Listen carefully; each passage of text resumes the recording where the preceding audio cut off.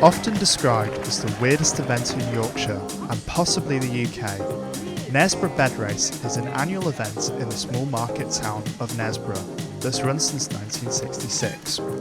The participants decorate their beds in a wacky theme for the parade, then push the bed around the hilly town over a distance of 2.4 miles before a cold swim in the River Nid.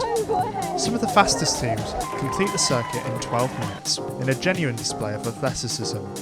And while all of this is very exciting on the day, I wanted to explore what this strange event means to the people of Yorkshire, especially as, for the first time since its inception, the event didn't grace the old streets of Knaresborough for 2 years in a row due to the pandemic.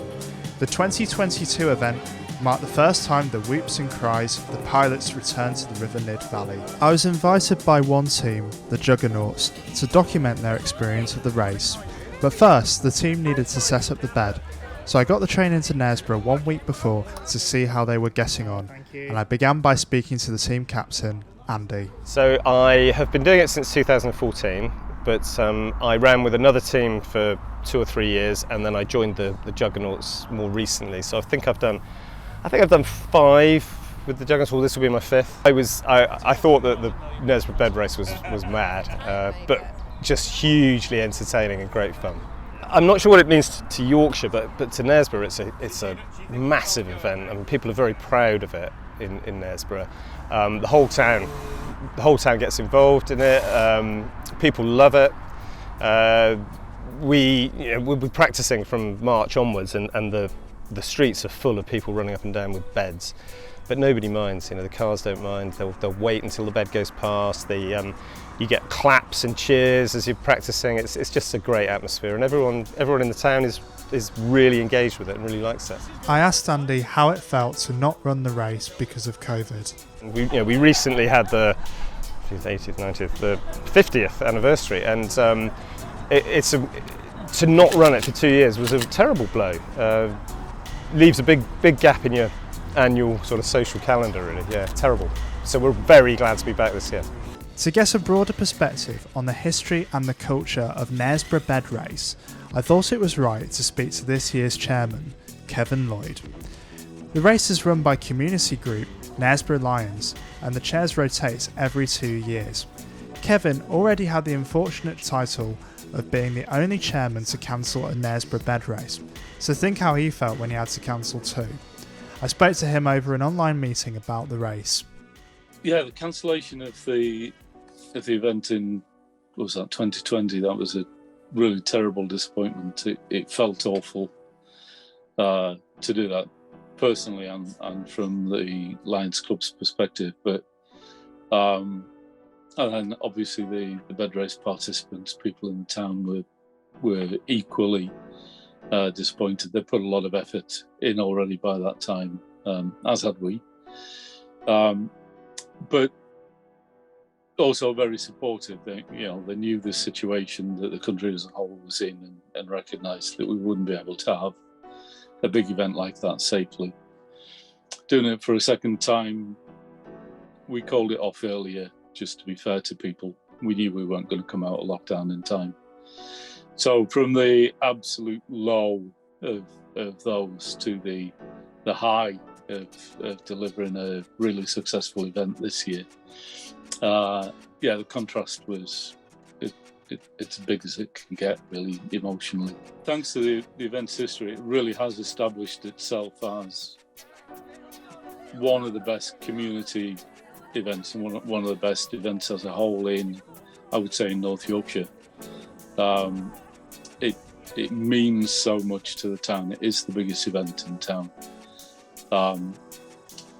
People who own local pubs have likened it to Christmas week in terms of their sales, and of course they've missed that for 2 years.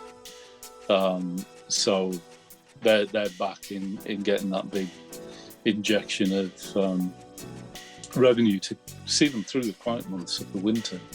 So to the hospitality trade and other businesses in town, it means a lot. To the campsites and caravan sites and B&Bs and things in the whole district, it means a lot. They get booked up well in advance and usually pretty full.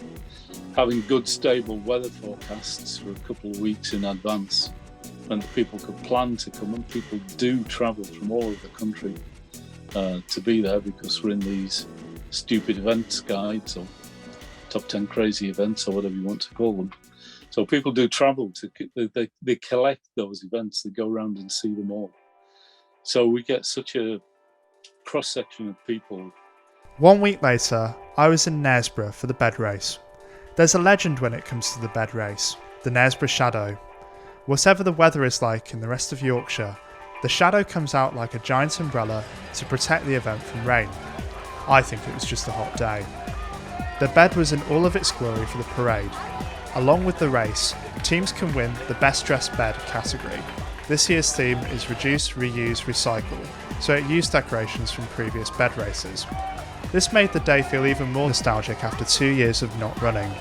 I spoke to the Juggernauts as they got ready for the parade. Now waiting for the judges to come down and tell us which is the best dressed bed.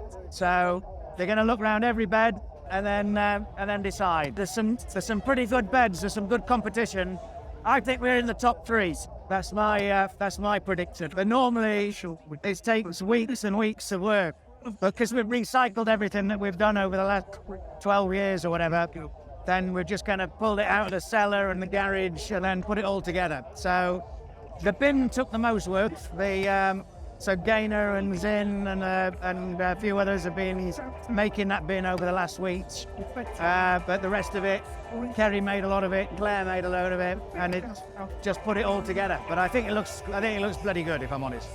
I've done every Juggernaut race so far. It is our 11th year. It started in 2008, I think, the first one. What we've actually done is we've used all the props and bits from previous bed races, and it's all been kept for years because such a lot of time and effort's gone into making these things, and it just seems such a shame to chuck them in the bin. So we've come up with the idea of using all our old props, and we think it's a great idea for the theme this year. 9 years old now, and the legs are getting a bit tired for it. Even though I do a bit of regular running, it's you know, a regular run and do half marathons and stuff, but this is a one-off, and it's a pretty tough race, you know, and we feel it's time to hand it off to the younger ones now. So. Yeah. I've seen it so many times, and we've just had such a laugh. I was talking, like one of my bosses, she's done it 7 times. She's a great runner. And I thought she'd say, oh, well, I'll be fine. And she was like, oh, no, it's awful. Every time we've done it, it's always been awful. I'm trying to ignore how I'm really feeling. I really enjoyed walking here. I really enjoyed sort of coming through town and all that sense of positivity. Now I'm terrified. I'm scared of going up the hill. It's really steep. And I'm scared of going in the water because when we were training, I had a bit of a panic attack. Yeah, so I'm like, oh, I've got a South Beautiful inhaler here. I've got inhalers. Like the team asthmatic, everybody's checked if I've got my inhalers. Brilliant, it's brilliant. I mean, there's so many beds here, such a good vibe, everyone's really excited here. It's been too long, and this is one of the best days of the year here. It's just great to be back. The pilot, aka the person who sits on the bed, is usually a young child to reduce weight. 10-year-old Jack was a bit nervous when I first spoke to him, but he would later prove to be an important cameraman when he wore the GoPro during the race. Jack, how are you feeling? Nervous. Why are you a bit nervous, mate? Because it's like the practice was a bit scary, but like this is now like the real thing. So what's your role in the team, Jack? My role, I'm a pilot. What's the pilot? What does the pilot do? Honk the horn. His parents said that he had been telling all his friends at school about how much he was looking forward to the event, but I think Jack preferred hurtling down the steep hills of Knaresborough to being interviewed. The judges went round the beds, marking them on their design. When the results came in, Kingo was not impressed with the school. I have to say, Dan, the judges are all a bit too old. They're not interested enough. You've got people that have put weeks and weeks of work into these things. They don't even look at it properly. They just come and casually glance and then go to their favourites every year. So I have to say they need to change that because it is disappointing.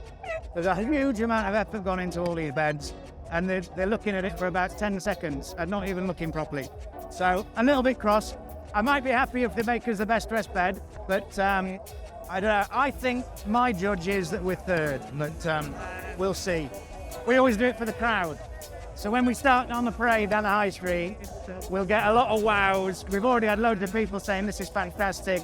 Had a load of people saying this is the best one. I don't think it is, to be honest. I think the Rocket Men, that's a really belting bed. I think they should win. I think probably the Scouts is probably going to be second, and I think we should be third. That's what I'm hoping for. That's what I'm hoping for. The Rocket Men won the best dressed bed in the end. But did that really matter? As Kingo said, the beds were doing it for the public, and the public certainly turned out for the parade. I think you can see from the crowds that have gathered today that it's been something that everybody's been looking forward to. The preparation that the teams have done in putting their beds together is absolutely fantastic. And virtually, as we walked on the parade down the high street, virtually it seems as though the whole town is out, and I think it's something that everybody's been looking forward to. And I think it's kind of a celebration of those 2 years of lockdown that finally we're out doing things and able to enjoy ourselves again. It's a big community event. It has a big impact on local business, and tourists come from all over the place. It's quite surprising sometimes to hear where people have travelled from. So now it was finally time for the race. While the Juggernauts were getting themselves prepared, I was interested to know what the health and safety risks were in setting up an event like this.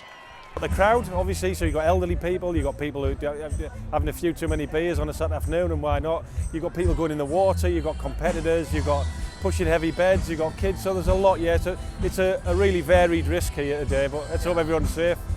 We're here scrutinising the beds to make sure they're safe before they go in the parade and then before they go in the river. So we have ropes, obviously when you go in the water, if they've got knots in them or too long, they could get wrapped around the neck, so we want to avoid that. And then also make sure there's air horns for when they're overtaking and the bed's not too wide or too high for the parade as well. There's divers in the river, so there's divers in the river. If anything happens, they'll get people out. All safe. Well, I hoped it was safe because it was now time to race. The fastest teams went first, teams like Knaresborough Striders and GH Brooks, who always compete with each other at the front. They can complete the 2.4 mile course in under 13 minutes. That is no mean feat. Knaresborough Striders is a running club and GH Brooks is a construction firm, and both teams have been training for almost a full year for this. Rory McGrath, the TV comedian, ran a few years ago, and he said exactly that about just the Castlings Hill, the 1 in 5 climb. He said that did to his body what a marathon does.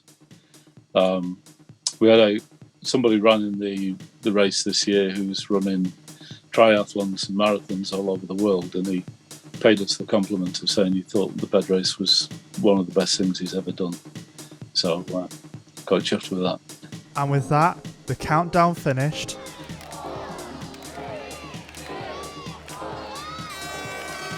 And the fastest teams set off first. The teams were set off at 10-second intervals, with the Juggernauts progressing to the front of the queue. And then before they knew it,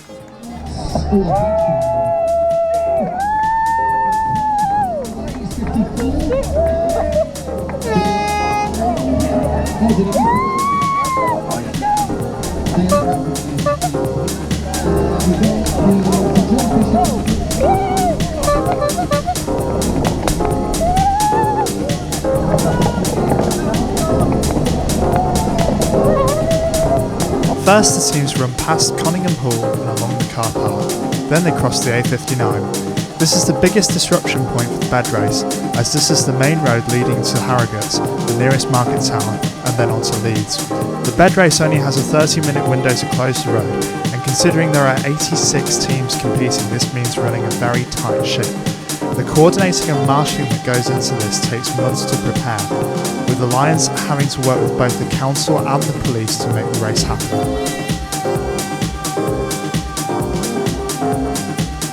Next, the Juggernauts ran along the River Nid. This would normally be quite a peaceful walk, not today. Now it's time for the 1 in 5 incline. Hope your legs are in working order.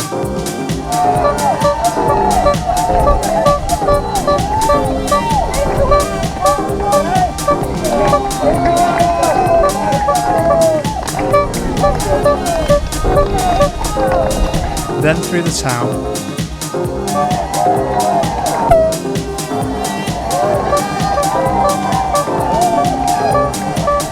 and back down the A59 to the bridge. This is where they got the loudest cheer.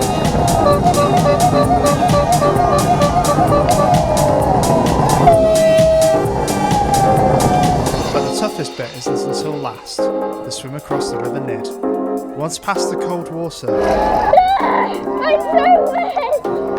the Juggernauts put in a stellar performance, even overtaking another team in an exciting final push.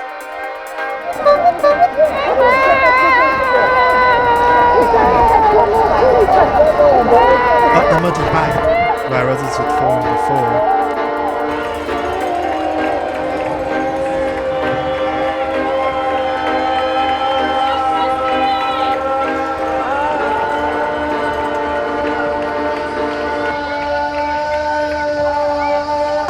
and across the finish line. After the race, I decided to return to where I began by speaking to team captain Andy about his thoughts. This time, he was accompanied by Jack. Relieved it's over because it's hard work. Yeah, it's really hard. It's really hard work at Jack, but it was just fantastic. The crowd were amazing today. There's so much noise. Everyone. I don't think I've ever heard a crowd cheering as much as that. It was amazing. Some parts of them just clapping, and when I pressed the big corners, and everyone started cheering. There was a massive roar as we started coming down the high street. That was great. Overtaking someone in the river. Yeah, that was good, was wasn't epic. it? That was good. That was like a foreign pirate. Because we got overtaken a few times on the run, so it was nice to get one back in the river. It's such a great feeling when you've done it, and that's over for another year, and we get on the beer. Are you gonna do it next year?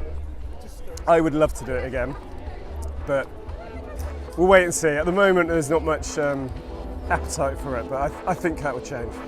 I think that will change too, because despite the graft that goes into Knaresborough Bed Race each year, the locals still want more, and the growing crowds want more too, because Knaresborough Bed Race is fun and silly, and that is what is needed in a post-lockdown Britain. Look how much fun Jack had. I can't leave without saying that the event also does great work for charities, with each bed fundraising for their own cause. The Juggernauts raise money for Henshaws, a charity supporting people living with sight loss and other disabilities. But crazy as it may seem given the large crowds, COVID did postpone the bed race for 2 years, proving that it is something that can disappear if it one day loses interest. It is a thought that has crossed Kevin's mind. To the extent, I'd say it would lose its soul. That event has been part of the town calendar since 1966. It means a lot to the people who run in it, the people who build the beds, who turn out to cheer, to the schools. A lot of schools are represented there, and the kids get involved in the bed design and in the parade. To the hospitality trade, it would be devastating. It sounds arrogant, really, hearing myself say it, but actually that's what the bed race means to the town. It's something that we're very proud of as Knaresboroughians. And although Knaresborough Lions organise it, we're custodians of the event for the town. So the mayor, the MP for the whole area, it means a lot to them. They turn out every year, and they're very proud to be part of such a great event. So I think it would have quite a serious impact on the town if it went away.